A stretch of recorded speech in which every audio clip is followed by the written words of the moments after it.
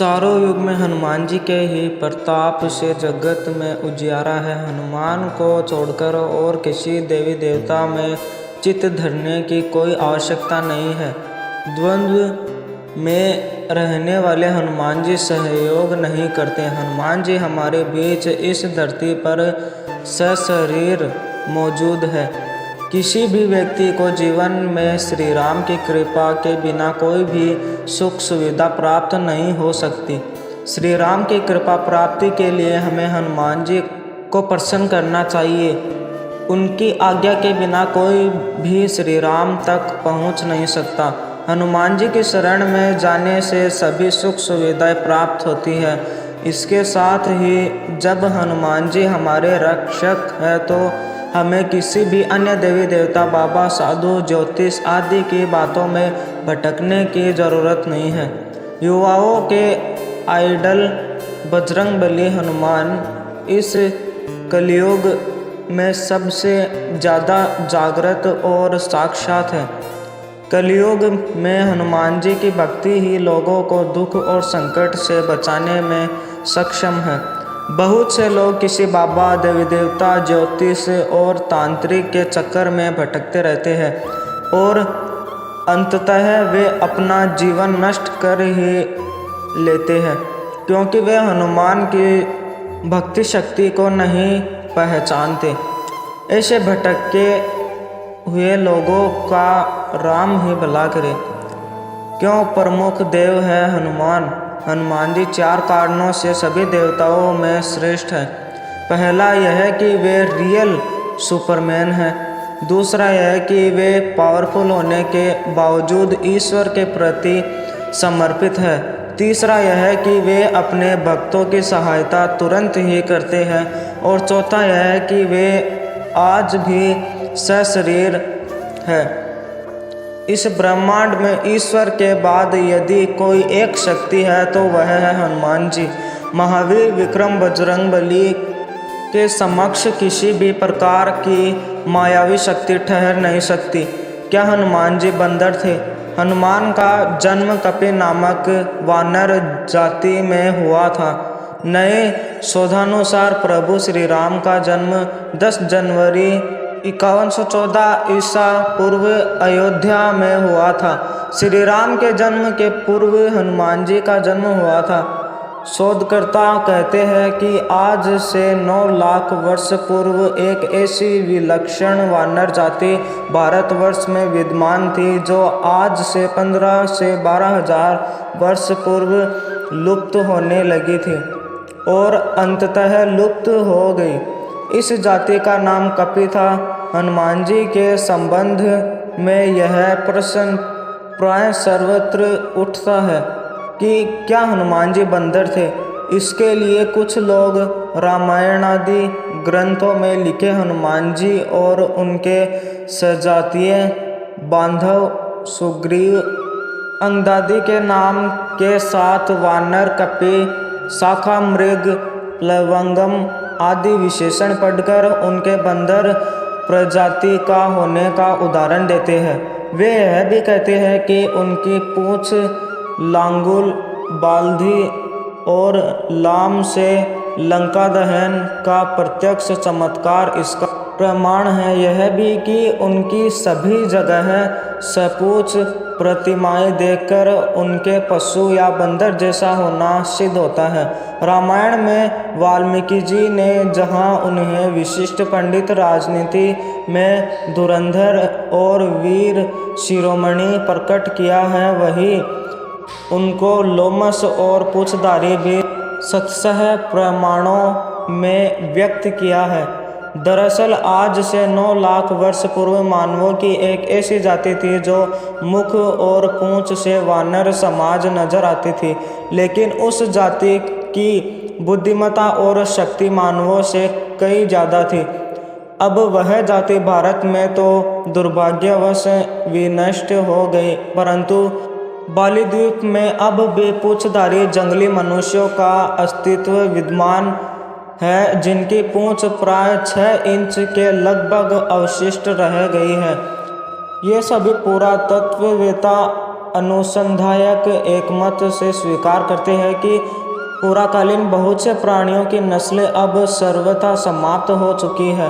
पहला जन्म स्थान। हनुमान जी की माता का नाम अंजना है, जो अपने पूर्व जन्म में एक अप्सरा थी। हनुमान जी के पिता का नाम केसरी है, जो वानर जाति के थे। माता पिता के कारण हनुमान जी को आंजनेय और केसरी नंदन कहा जाता है। केसरी जी को कपिराज कहा जाता था, क्योंकि वे वानरों की कपि नाम की जाति से थे। केसरी जी कपि क्षेत्र के राजा थे। कपि स्थल कुरु साम्राज्य का एक प्रमुख भाग था। हरियाणा का कैथल पहले करनाल जिले का भाग था। यह कैथल ही पहले कपिस्थल था। कुछ लोग मानते हैं कि यही हनुमान जी का जन्म स्थान है। दूसरा जन्म स्थान। गुजरात के डांग जिले के आदिवासियों की मान्यता अनुसार डांग जिले के अंजना पर्वत में स्थित अंजनी गुफा में ही हनुमान जी का जन्म हुआ था। तीसरा स्थान। कुछ लोग मानते हैं कि हनुमान जी का जन्म झारखंड राज्य के उग्रवाद प्रभावित क्षेत्र गुमला जिला मुख्यालय से 20 किलोमीटर दूर आंजन गांव की एक गुफा में हुआ था। अंत में आखिरकार जन्म लिया। पंपा सरोवर अथवा पंपासर होस्पेट तालुका मैसूर का एक पौराणिक स्थान है। हम्पी के निकट बसे हुए ग्राम अनेगुंदी को रामायण कालीन किष्किंधा माना जाता है। तुंगभद्रा नदी को पार करने पर अनेगुंदी जाते समय मुख्य मार्ग से कुछ हटकर बाईं और पश्चिम दिशा में पंपा सरोवर स्थित है। यहाँ स्थित एक पर्वत में एक गुफा भी है, जिसे राम भक्तनी सबरी के नाम पर सबरी गुफा कहते हैं। इसी के निकट सबरी के गुरु मतंग ऋषि के नाम पर प्रसिद्ध मतंग वन था। हम्पी में ऋषिमुख के राम मंदिर के पास स्थित पहाड़ी आज भी मतंग पर्वत के नाम से जानी जाती है। कहते हैं कि मतंग ऋषि के आश्रम में ही हनुमान जी का जन्म हुआ था। मतंग नाम की आदिवासी जाति से हनुमान जी का गहरा संबंध रहा है। इससे भी बड़ा तीसरा रहस्य, क्यों आज भी जीवित है हनुमान जी। हनुमान जी इस कलयुग के अंत तक अपने शरीर में ही रहेंगे। वे आज भी धरती पर विचरण करते हैं। हनुमान जी को धर्म की रक्षा के लिए अमरता का वरदान मिला है। इस वरदान के कारण आज भी हनुमान जी जीवित हैं और वे भगवान के भक्तों तथा धर्म की रक्षा में लगे हुए हैं। जब कल्कि रूप में भगवान विष्णु अवतार लेंगे, तब हनुमान, परशुराम, अश्वत्थामा, कृपाचार्य, विश्वामित्र, विभीषण और राजा बलि सार्वजनिक रूप से प्रकट हो जाएंगे। कलयुग में श्री राम का नाम लेने वाले और हनुमान जी की भक्ति करने वाले ही सुरक्षित रह सकते हैं। हनुमान जी अपार बलशाली और वीर है और उनका कोई सानी नहीं है। धर्म की स्थापना और रक्षा का कार्य 4 लोगों के हाथों में है, दुर्गा, भैरव, हनुमान और कृष्ण। चारों युग प्रताप तुम्हारा लंका विजय कर अयोध्या लौटने पर जब श्री राम उन्हें युद्ध में सहायता देने वाले विभीषण, सुग्रीव, अंगद आदि को कृतज्ञता स्वरूप उपहार देते हैं, तो हनुमान जी श्री राम से याचना करते हैं, यावद राम कथा वीर चरिष्यति महितले तावत् शरीरे वतन सुतन प्राणानम संशय है। अर्थात ये वीर श्री राम इस पृथ्वी पर जब तक राम कथा प्रचलित रहे तब तक निसंदेह मेरे प्राण इस शरीर में बसे रहे। इस पर श्री राम उन्हें आशीर्वाद देते हैं। एवं में तत् कपिश्रेष्ठ भविता नात्र संशयम् चरिष्यति कथा यावदेशा लोके च मामिका तावत् ते भविता कृति शरीरे देवस्त तथा लोका यावत स्थास्यन्ति तावत। स्थास्यन्ति में कथा अर्थात ये कपिश्रेष्ठ ऐसा ही होगा, इसमें संदेह नहीं है। संसार में मेरी कथा जब तक प्रचलित रहेगी तब तक तुम्हारी कृति अमिट रहेगी और तुम्हारे शरीर में प्राण भी रहेंगे ही।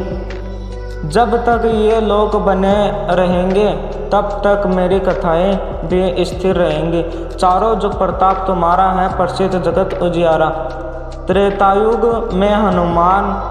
त्रेतायुग में तो पवनपुत्र हनुमान ने केसरी नंदन के रूप में जन्म लिया और वे राम के भक्त बनकर उनके साथ छाया की तरह रहे। वाल्मीकि रामायण में हनुमान जी के संपूर्ण चरित्र का उल्लेख मिलता है। द्वापर युग में हनुमान जी भीम की परीक्षा लेते हैं। इसका बड़ा ही सुंदर प्रसंग है। महाभारत में प्रसंग है कि भीम उनके पूंछ को मार्ग से हटाने के लिए कहते हैं तो हनुमान जी कहते हैं कि तुम ही हटा लो, लेकिन भीम अपनी पूरी ताकत लगाकर भी उनकी पूंछ नहीं हटा पाते। इस तरह एक बार हनुमान जी के माध्यम से श्री कृष्ण अपनी पत्नी सत्यभामा, सुदर्शन चक्र और गरुड़ की शक्ति के अभिमान का मान मर्दन करते हैं। कलयुग में हनुमान। यदि मनुष्य पूर्ण श्रद्धा और विश्वास से हनुमान जी का आश्रय ग्रहण कर ले तो फिर तुलसीदास जी की भांति उसे भी हनुमान और राम दर्शन होने में देर नहीं लगेगी। कलयुग में हनुमान जी ने अपने भक्तों को उनके होने का आभास कराया है। ये वचन हनुमान जी ने ही तुलसीदास जी से कहे थे। चित्रकूट के घाट पे भई सतन के भीर, तुलसीदास चंदन घिसे तिलक देत रघुवीर। कहाँ रहते हैं हनुमान जी? हनुमान जी कलयुग में गंधमादन पर्वत पर निवास करते हैं। ऐसा भी श्रीमद् भागवत में वर्णन आता है। उल्लेखनीय है कि अपने अज्ञातवास के समय हिमवंत पार करके पांडव गंधमादन के पास पहुँचे थे। एक बार भीम शरस्त्र बदल कमल लेने के लिए गंधमादन पर्वत के वन में पहुंच गए थे, जहां उन्होंने हनुमान को लेटे देखा और फिर हनुमान ने भीम का घमंड चूर कर दिया था।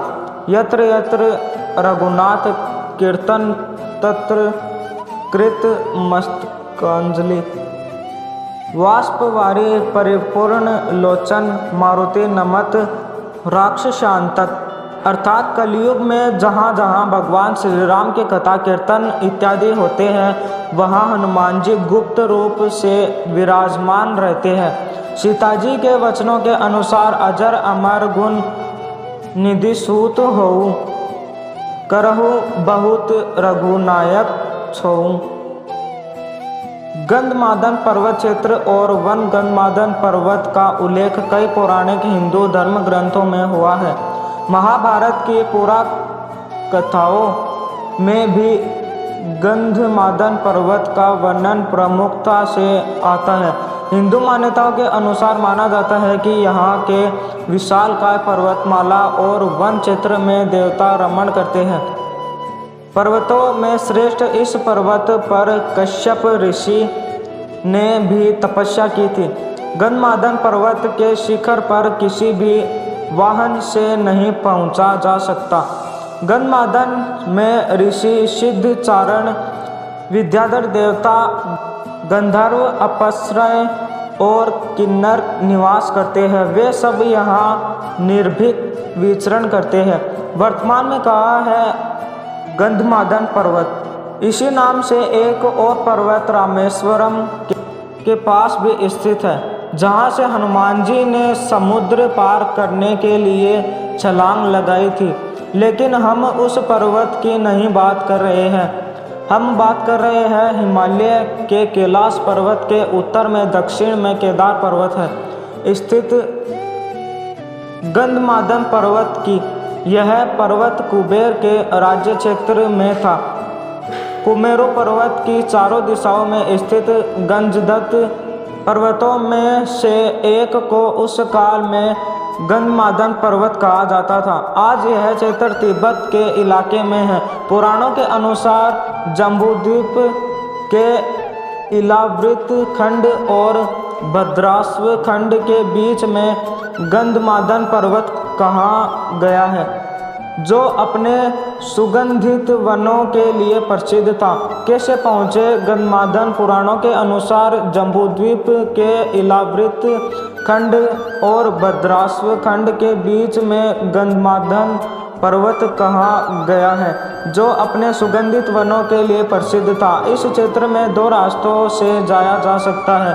पहला नेपाल के रास्ते मानसरोवर से आगे और दूसरा भूटान की पहाड़ियों से आगे और तीसरा अरुणाचल के रास्ते चीन होते हुए। संभवतः महाभारत काल में अर्जुन ने असम के एक तीर्थ में जब हनुमान जी से भेंट की थी, तो हनुमान जी भूटान या अरुणाचल के रास्ते ही असम तीर्थ में आए होंगे। गौरतलब है कि एक गंधमादन पर्वत उड़ीसा में भी बताया जाता है, लेकिन हम उस पर्वत की बात नहीं कर रहे हैं। मकरध्वज था हनुमान जी का पुत्र। हरिरावण के सेवक मकरध्वज थे। मकरध्वज को अहिरावण ने पातालपुरी का रक्षक नियुक्त कर दिया था। पवनपुत्र हनुमान जी बाल ब्रह्मचारी थे, तब कैसे कोई उनका पुत्र हो सकता है? वाल्मीकि रामायण के अनुसार उनके पुत्र की कथा हनुमान जी के लंका दहन से जुड़ी है। हनुमान जी की ही तरह मकरध्वज भी वीर प्रतापी पराक्रमी और महाबली थे। हनुमान जी के अहिरावण का वध कर प्रभु श्री राम और लक्ष्मण को मुक्त कराया और मकरध्वज को पाताल लोक का अधिपति नियुक्त करते हुए उसे धर्म के मार्ग पर चलने की प्रेरणा दी थी। क्यों सिंदूर चढ़ता है हनुमान जी को? हनुमान जी को सिंदूर बहुत ही प्रिय है। इसके पीछे ये कारण बताया जाता है कि एक दिन भगवान हनुमान जी माता सीता के कक्ष में पहुँचे। उन्होंने देखा माता लाल रंग की कोई चीज़ मांग में सजा रही है। हनुमान जी ने जब माता से पूछा, तब माता ने कहा कि इसे लगाने से प्रभु राम की आयु बढ़ती है और प्रभु का स्नेह प्राप्त होता है। जब हनुमान जी ने सोचा, तब माता इतना सा सिंदूर लगाकर प्रभु का इतना स्नेह प्राप्त कर रही है, तो अगर मैं इनसे ज़्यादा लगाऊं तो मुझे प्रभु का स्नेह प्यार और ज़्यादा प्राप्त होगा और प्रभु की आयु भी लंबी होगी। ये सोचकर उन्होंने अपने सारे शरीर में सिंदूर का लेप लगा लिया। इसलिए कहा जाता है कि भगवान हनुमान जी को सिंदूर लगाना बहुत पसंद है। पहली हनुमान स्तुति। हनुमान जी की प्रार्थना में तुलसीदास जी ने हनुमान चालीसा, बजरंग बाण, हनुमान बहुक आदि अनेक स्तोत्र लिखे, लेकिन हनुमान जी की पहली स्तुति किसने की थी? तुलसीदास जी के पहले भी कई संतों और साधुओं ने हनुमान जी की श्रद्धा में स्तुति लिखी है, लेकिन क्या आप जानते हैं सबसे पहले हनुमान जी की स्तुति किसने की थी? जब हनुमान जी लंका का दहन कर रहे थे, तब उन्होंने अशोक वाटिका को इसलिए नहीं जलाया क्योंकि वहाँ सीता जी को रखा गया था। दूसरी ओर उन्होंने विभीषण का भवन इसलिए नहीं जलाया क्योंकि विभीषण के भवन के द्वार पर तुलसी का पौधा लगा था। भगवान विष्णु का पावन चिन्ह शंख, चक्र और गदा भी बना हुआ था। सबसे सुखद तो यह कि उनके घर के ऊपर राम नाम अंकित था। यह देखकर हनुमान जी ने उनके भवन को नहीं जलाया। विभीषण के शरण याचना करने पर सुग्रीव ने श्री राम से उसे शत्रु का भाई व दुष्ट बताकर उनके प्रति आशंका प्रकट की। और उसे पकड़कर दंड देने का सुझाव दिया। हनुमान जी ने उन्हें दुष्ट की बजाय शिष्ट बताकर शरणागति देने की वकालत की। इस पर श्री राम जी ने विभीषण को शरणागति न देने के सुग्रीव के प्रस्ताव को अनुचित बताया और हनुमान जी से कहा कि आपका विभीषण को शरण देना तो ठीक है, किंतु उसे शिष्ट समझना ठीक नहीं है। इस पर श्री राम जी ने कहा कि तुम लोग विभीषण को ही देकर अपना विचार प्रकट कर रहे हो, मेरी ओर से भी तो देखो मैं क्यों और क्या चाहता हूँ। फिर कुछ देर हनुमान जी ने रुककर कहा, जो एक बार विनीत भाव से मेरी शरण की याचना करता है और कहता है मैं तेरा हूँ, उसे मैं अभयदान प्रदान कर देता हूँ। यह मेरा व्रत है, इसलिए विभीषण को अवश्य शरण दी जानी चाहिए। इंद्रादि देवताओं के बाद धरती पर सर्वप्रथम विभीषण ने ही हनुमान जी की शरण लेकर उनकी स्तुति की थी। विभीषण को भी हनुमान जी की तरह चिरंजीवी होने का वरदान मिला है, वे भी आज सशरीर जीवित है। विभीषण ने हनुमान जी की स्तुति में एक बहुत ही अद्भुत और अचूक स्तोत्र की रचना की है। विभीषण द्वारा रचित इस स्तोत्र को हनुमान वंडवानल स्तोत्र कहते हैं। सब सुख लहे तुम्हारी शरणा, तुम रक्षक आओ कुड़ना। हनुमान की शरण में भय मुक्त जीवन हनुमान जी ने सबसे पहले सुग्रीव को बाली से बचाया और सुग्रीव को श्री राम से मिलाया। फिर उन्होंने विभीषण को रावण से बचाया और उनको राम से मिलाया। हनुमान जी की कृपा से ही दोनों को ही भय मुक्त जीवन और राजपद मिला। इसी तरह हनुमान जी ने अपने जीवन में कई राक्षसों और साधु संतों को भयमुक्त और जीवन मुक्त किया। हनुमान जी की पत्नी का नाम क्या आपने कभी सुना है कि हनुमान जी का विवाह भी हुआ था? आज तक यह बात लोगों से छिपी रही, क्योंकि लोग हिंदू शास्त्र नहीं पढ़ते और जो पंडित या आचार्य शास्त्र पढ़ते हैं वे ऐसी बातों का जिक्र नहीं करते हैं। लेकिन आज हम आपको बता रहे हैं हनुमान जी का एक ऐसा सच जिसको जानकर आप रह जाएंगे हैरान।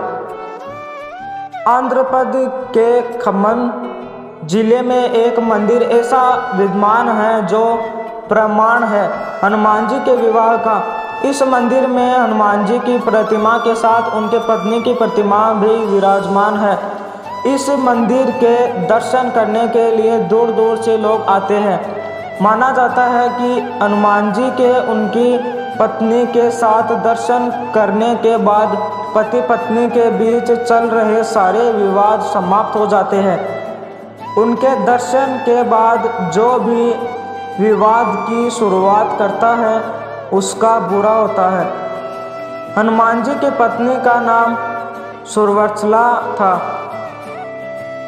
वैसे तो हनुमान जी बाल ब्रह्मचारी है और आज भी वे ब्रह्मचार्य के व्रत में ही है।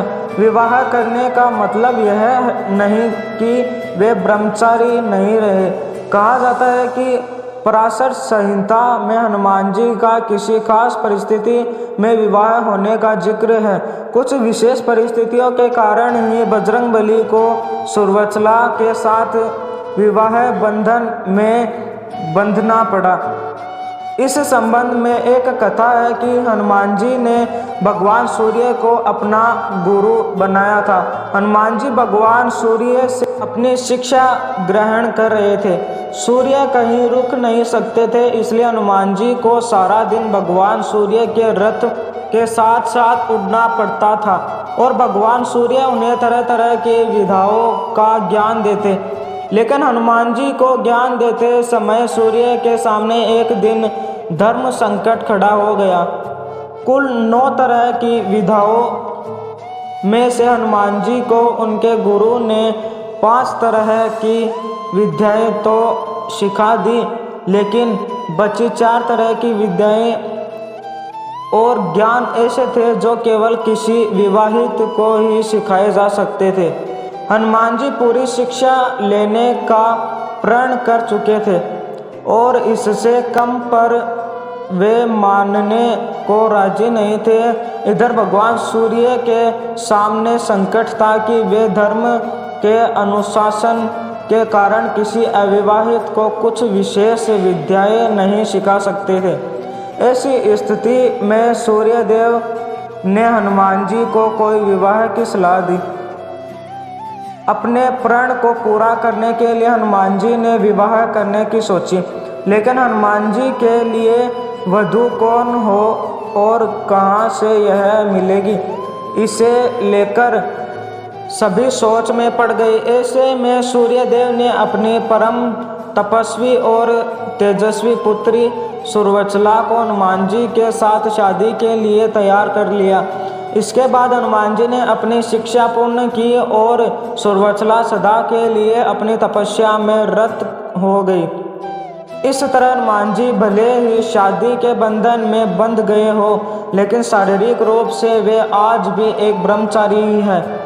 एक वेबसाइट का दावा है कि प्रत्येक 41 साल बाद हनुमान जी श्रीलंका के जंगलों में प्राचीन काल से रह रहे आदिवासियों से मिलने के लिए आते हैं। वेबसाइट के मुताबिक श्रीलंका के जंगलों में कुछ ऐसे कबीलाई लोगों का पता चला है जिनसे मिलने हनुमान जी आते हैं।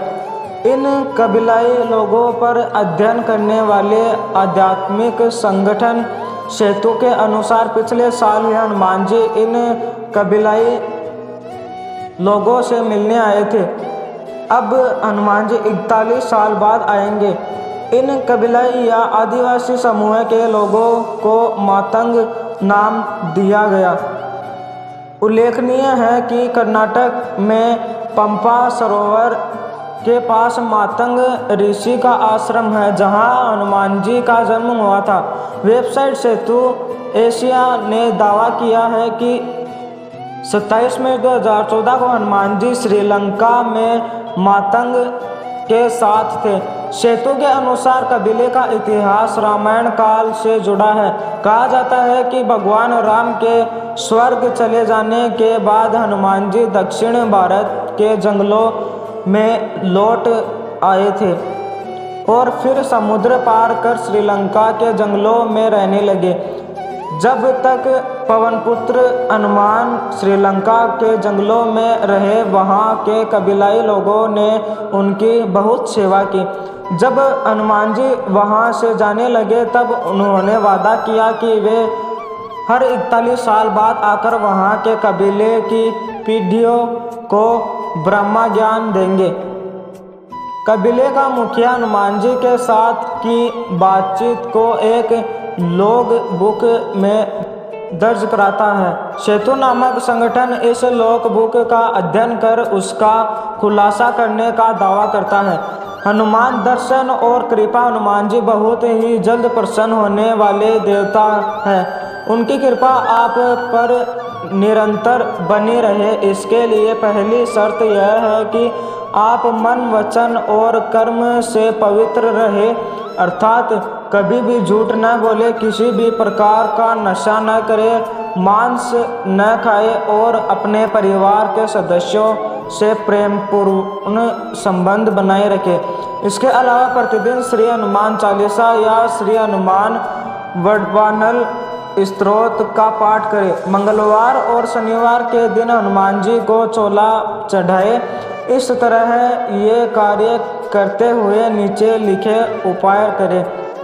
हनुमान जयंती या महीने के किसी भी मंगलवार के दिन सुबह उठकर स्नान कर साफ कपड़े पहने, एक लोटा जल लेकर हनुमान जी के मंदिर में जाए और उस जल से हनुमान जी की मूर्ति को स्नान कराए। पहले दिन एक दाना साबुत उड़द का हनुमान जी के सिर पर रखकर 11 परिक्रमा करे और मन ही मन अपनी मनोकामना हनुमान जी को कहे। फिर वह उड़द का दाना लेकर घर लौट आए तथा उसे अलग रख दे।